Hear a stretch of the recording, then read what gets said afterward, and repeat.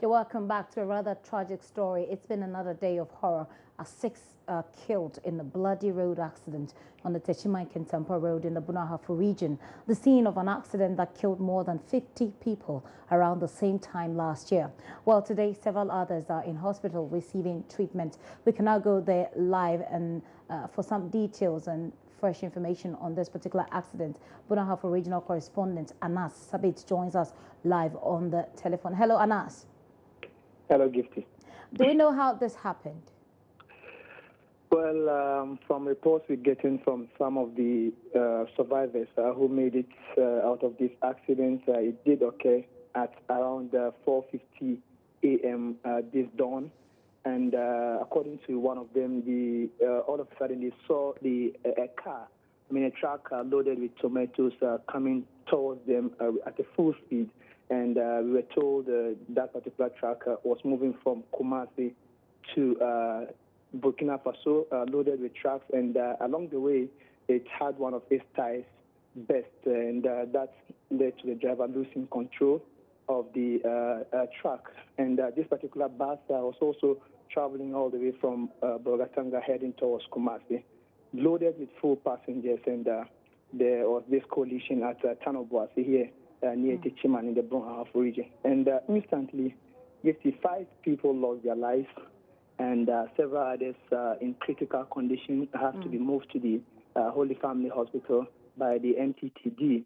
And upon arrival at the hospital, one of them also couldn't survive and also had to pass on. So as we speak now, the death toll is 6, with several others in critical condition, including children. When I go to the hospital, several of them with broken limbs, and my sister is very, very horrific, I must say. Have there been family? Have we been able to, or has the hospital authorities been able to establish contact with any of their family members? Do we know that? Not yet. In fact, all we know is this group of people are moving from Bogatanga heading towards Kumasi, and because of the distance from Bogatanga to this place, it's difficult having family or relatives around. But I'm very sure within the day they might be able to come around to see or identify whether their people survived or were part of the dead. But so as we speak now, the rest are still there in critical condition, and we're hoping they all survive. But you remember this same road, somewhere last year, about 60 persons lost their lives in a similar accident, which is quite worrying to some of us here. The NTTD has been speaking with me, and according to the boss, who is ASP Andrews Okonenge, they are trying to get even the number of persons on board of the new planned bus, but it's difficult because this bus is filled with people beyond the normal capacity supposed to carry. So it's a challenge. They're still gathering their facts to ensure to be able to tell the actual number of persons on the bus. We can also see that the driver of the tomato truck died instantly with his colleague who had a broken skull and in a critical condition as we speak now. Right. Do we know if the vehicles have been cleared off the street at the moment? Yes, as at the time I got there, to the scene, there was a towing vehicle, there to do that. The police were there. And I had to, by the time I left, one of them has already been taken off, with the other yet to be taken away from the road to clear the way for upcoming vehicles to prevent future accidents. So I can say that by now, those two vehicles should not be at the accident scene. Okay. Before I let you go, though, Anas, it's interesting that you mentioned, and we also mentioned earlier that there had been a similar accident on this particular road, and the vehicles seem to be carrying the same material or the same load. And I'm talking about tomatoes here. What's the nature of this road, and do we have any answers as to why this has recurred? I think exactly like you said, somewhere last year I carried out a similar report of a tomato vehicle involved in a similar accident, and several others losing their lives. what I know or what we can say about this particular road from Techiman to Kintampo is the fact that the road was started a few years ago, and so it's quite smooth with a lot of sloping and a little, bumping, so let me say road signs to prevent or to inform drivers of the risk ahead as they get to some of these places, especially where this particular accident occurred. There is a steep slope, so once you're descending and you're not careful or something happened, especially in this case where one of the tires had to burst, you lose control entirely because of the speed and the sloping. So it makes it very difficult for coming vehicles to be able to control, to be in control when once the other one is in a critical or is in a serious problem like what we are observing now. So I don't know. I cannot tell exactly what are the causes, but more needs to be done, I think, to ensure. Even though the police are doing a lot. Yesterday I was at the police, in the NTTD office where they were using this speed gun and then speed camera to alert the drivers that they should slow down on this same route. But all the same, we're still observing some of this, and I think more needs to be done by the Ghana Highway Authority or possibly the NTTD to prevent future such accidents in the near future. Okay, so a very big thank you to you, and Sabit. Thank you for following up on that story. We're trying to reach the Road Safety Commission. They had introduced, or they had spoken about earlier this year about introducing the speed guns, the speed camera, etc. To what extent has that been successful is something that we don't know, and we'll wait for them to give us that information. As soon as we're able to establish contact with them, we'll bring you that story. But before that, let's move on now. A mass tree planting exercise and a ban on the tree felling trade are key among strategies being proposed by the Minister Designate for Lands and Natural Resources, John Peter Amewu, and he thinks that these will tackle the destruction of Ghana's forest reserves. Well, our Upper East Regional Correspondent, Albert Sori, in the following report, highlights the worrying trend of illegal felling of rosewood trees in the Upper East region. With its reddish-brown hue and strongly marked grain, rosewood is highly sought after to make furniture that sell for a huge profit. This prized tree is found all over the Upper East region, or rather, it used to be.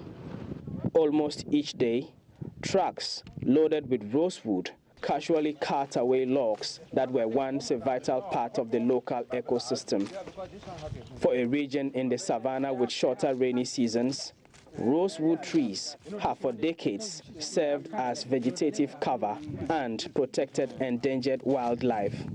However, widespread illegal logging, driven by high local and international demand, is threatening the trees and, by extension, environmental sustainability in the region.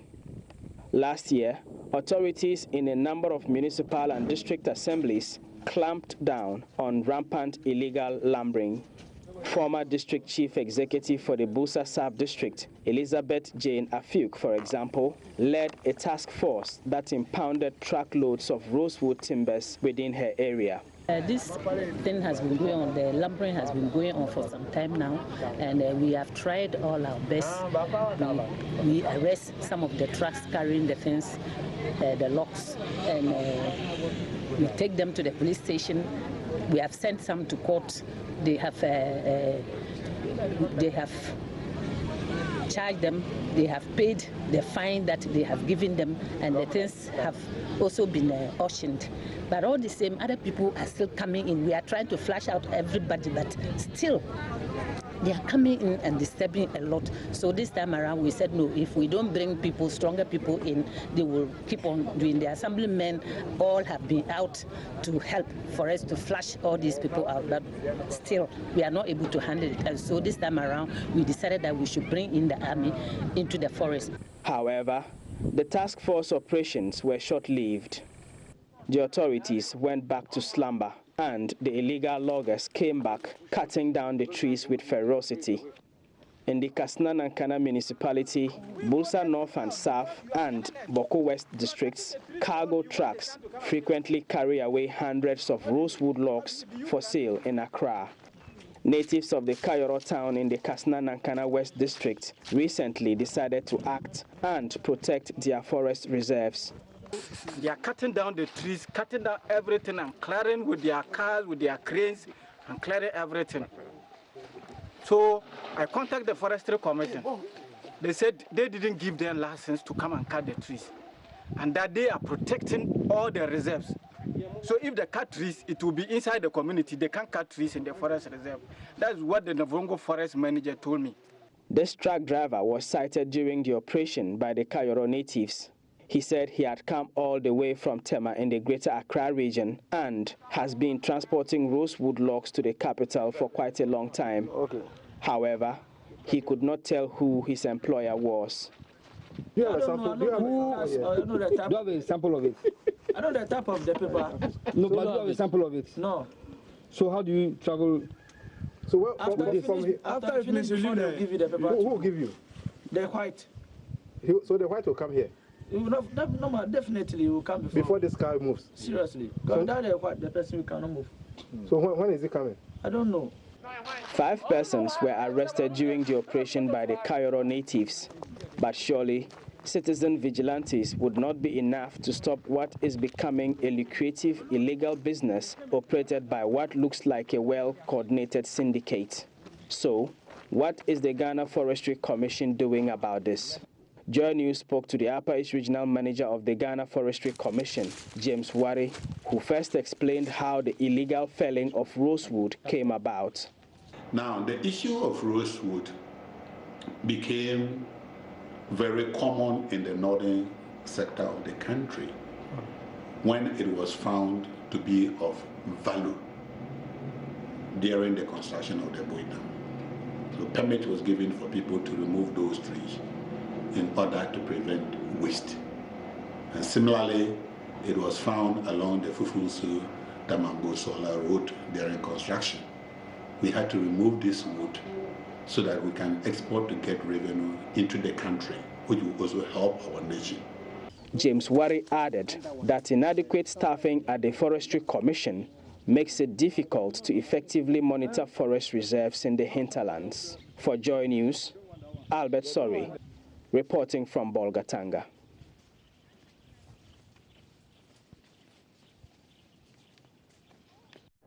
It's just one of the many challenges that awaits the Minister of Lands and Natural Resources as he is committed, or he says he's committed to ending this problem. Well, this afternoon, the police hospital is shutting down. We do know that it has been evacuated to make way for some fumigation exercises there. Patients have been asked to either go home or be transferred to another facility.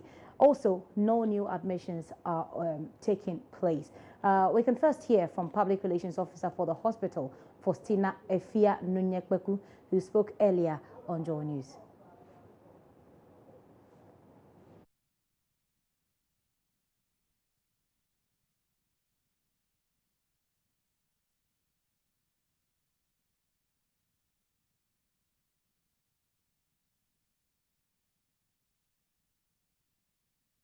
Has become necessary because, first, we would want to have a very conducive environment and atmosphere for our doctors, nurses, and administrative staff. We wouldn't want a situation whereby a nurse is going to inject a patient or insert some lime and then a cockroach or a mosquito bites the person. You can imagine what will happen. And then also we want to prevent our clients from acquiring diseases from the hospital-acquired diseases.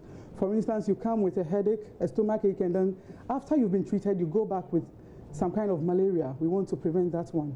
And thirdly, we also want to keep our records, the records of our clients, and some important documents safe from rodents and the likes. And how long will this exercise be for? It's going to go through from this evening up to Monday. Actually, on Monday, we'll go to the various offices and departments and then open up, clean up, and get the place ready for work on Tuesday. Okay, so it means that work will actually start from Tuesday morning? From Tuesday, yes. But which departments would you exactly be shutting down? Yes, the radiology department. That is where we've been having our X-ray, the pediatric department or the children's ward, for instance, our chemists, and then our stores, and also the general administration, where the clerical works and administrative works goes on. And the radiology, that's where you do your x-rays and all of that, right? Yes, so yes. what happens to those who are on admission who would have, I mean, the doctors would have to perform x-rays on? What happens? For those on admission, as at Thursday and then yesterday and then today, we tried as much as possible to discharge them so that they continue with their medication at home. So today we are not doing any admission at the OPD. We are not admitting any child to at the children's ward. But if it is an emergency, that's when we will look at it and get the person stabilized. So does it mean that as we speak, there's not a single person on admission at the police hospital? The exercise will actually begin at the close of work, so maybe by 6 o'clock. And before then, they would have been discharged.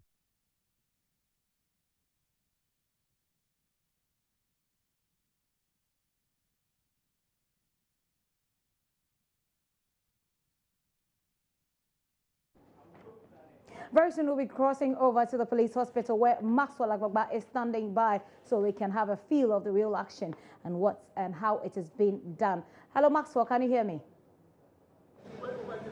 Yes, I can hear you, Gifty. Tell us what's happening now. Okay, so Gifty, when you come here to the police hospital, human activity here has reduced considerably.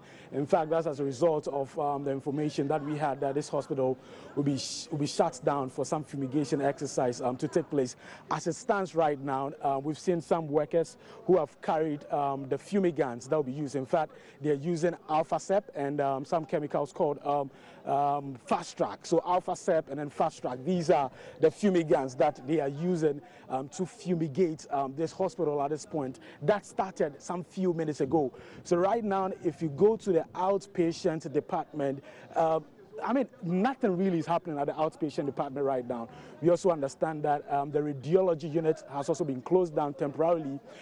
If you go to the stalls also, there's nothing basically happening there. The pediatric unit also has been closed down for the fumigation exercise to take place. Now, in fact, the building right behind me is where the main action is taking place because it houses the pediatric unit. It also houses the stalls that I mentioned earlier. It also houses the radiology unit and the outpatient department. In fact, some few minutes ago, I was with the PR units of this particular facility, and one of them was telling me that, okay, so for some of the emergency cases that they have here at this facility, they have transferred the people, you know, in these wards here in this building into different wards. So if any patient you have here in this facility is on admission here in this block, that patient has been moved to another ward.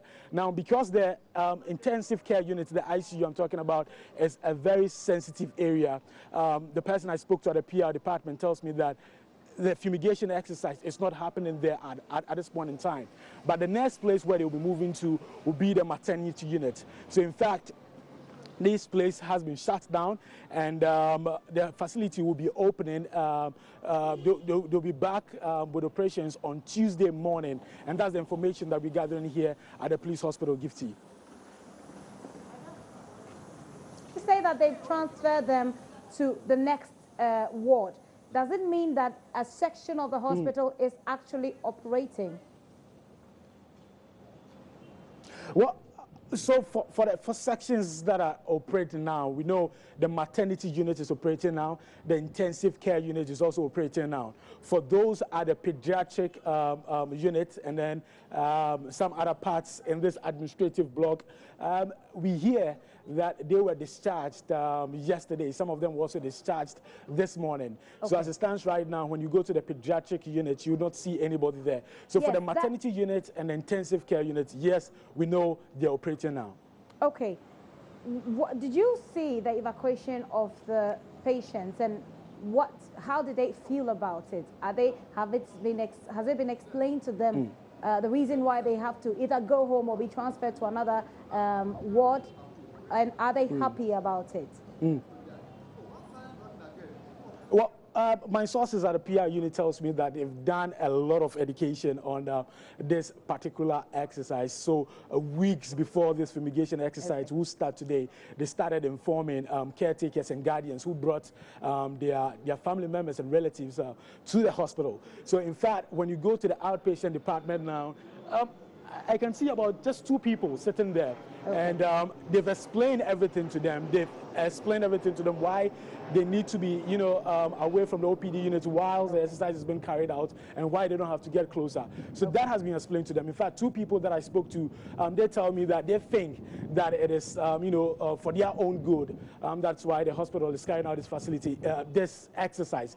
In fact, the PR unit personnel that I spoke to actually tells me that it is important for them to keep their records safe. In fact, there are times that they've had, rodents, cockroaches, and they have some insects coming to the hospital, and that is very unpleasant. In fact, she tells me that it will be, in bad taste, to come to the hospital with, let's say, cholera, and then you leave the same facility with malaria. So it is very prudent for them, yes, to carry out this exercise. Thank you very much. Maxwell Agbagba is our man on the ground there at the police hospital. And if you can see in the visuals that he's piping through, you see that the OPD, like he says, is almost empty, and the fumigation exercise has started. We'll leave you now, and Maxwell will bring you more on that in our subsequent bulletin.